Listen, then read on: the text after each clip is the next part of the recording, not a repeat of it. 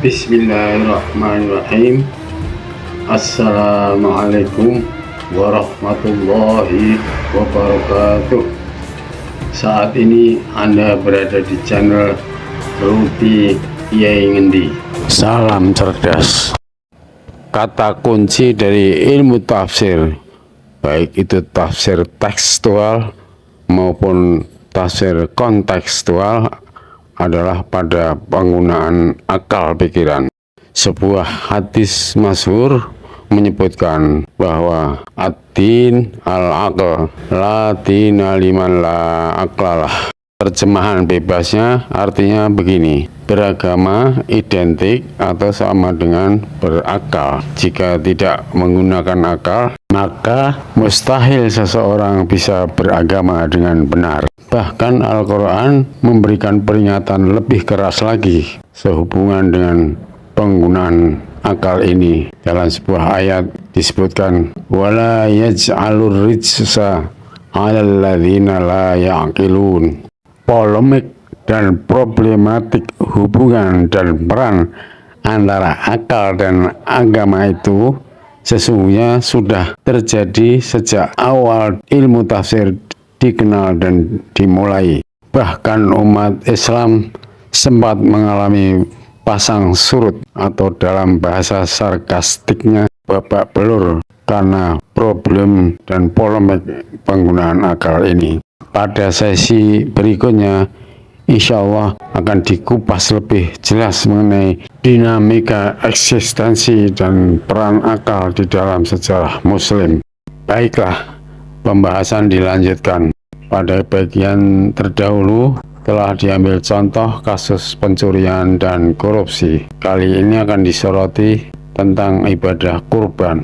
Namun sebelumnya ada suatu hal yang menarik yang rupanya lolos dari pengamatan para ahli tafsir, yaitu satu ayat mengenai pencurian dan satu lagi ayat mengenai perbuatan zina. Pada ayat pencurian, pencuri laki-laki disebutkan lebih dahulu, as-sariqu was-sariqatu. Sedangkan pada ayat mengenai perzinahan yang disebut lebih dulu perempuan, yaitu az-zaniyatu waz-zani. Ini menunjukkan fakta bahwa di dalam kejahatan pencurian, korupsi, perampokan, pembegalan dan lain-lain itu kecenderungannya dilakukan oleh kaum laki-laki. Sedangkan perzinahan disebutkan dalam ayat tersebut perempuan lebih dahulu.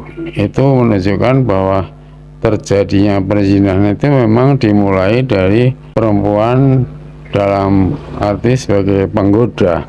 Inilah satu bukti lagi kehebatan dan kesempurnaan Al-Quran.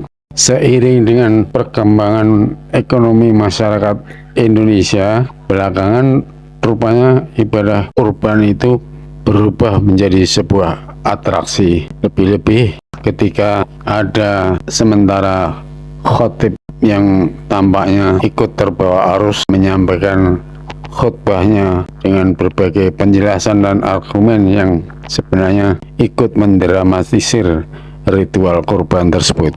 Biasanya elaborasi dan argumentasi yang dibangun meliputi aspek hukum, sosial, ekonomi, kesehatan, dan moral.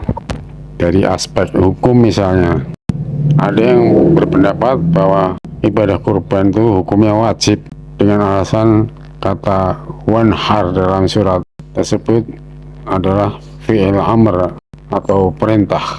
Padahal seperti diketahui, tidak semua kata perintah yang berbentuk fi'il amr itu wajib untuk dilaksanakan. Atau kalau mau konsisten, kata fakta'u pada ayat mengenai pencurian atau kata perintah fajlidu pada ayat mengenai perzinaan harusnya wajib untuk dilaksanakan. Kalau tidak, artinya itu berdosa. Contoh lain adalah ayat innallaha ya'muru bil adli wal ihsan, yang di dalamnya secara eksplisit ada kata perintah. Itu saja jarang dibahas secara serius. Zaman sekarang ini kezaliman kian bebas merajalela di mana-mana. Pertanyaannya, benar atau salah yang sunat dikerjakan sementara yang wajib ditinggalkan?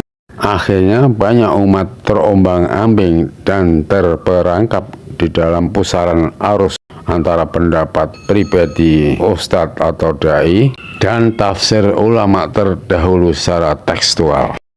Kemudian dari aspek ekonomi, kalau ada yang mengatakan bahwa kurban itu bisa meningkatkan perekonomian rakyat, mungkin ada benarnya, tetapi sebatas pada peternak dan pedagang ternak. Sekarang ini sedang booming mengenai ekonomi halal dengan adanya bank syariah. Salah satu produk jasa keuangan bank syariah yang dibutuhkan rakyat sebenarnya adalah paket mudharabah. Coba kalau dana korban itu dikumpulkan kemudian dipinjamkan kepada rakyat yang membutuhkan, yang punya usaha, dan akhirnya bisa dikembangkan, itu dampak ekonominya lebih besar dan luas ketimbang dengan menyembelih sapi. Lagi pada dasarnya uang untuk kurban itu memang ya dikorbankan untuk tidak mengharapkan kembali. Tinggal perkaranya siapa dan bagaimana memulainya. Bagian selanjutnya adalah aspek sosial, kesehatan, dan moral.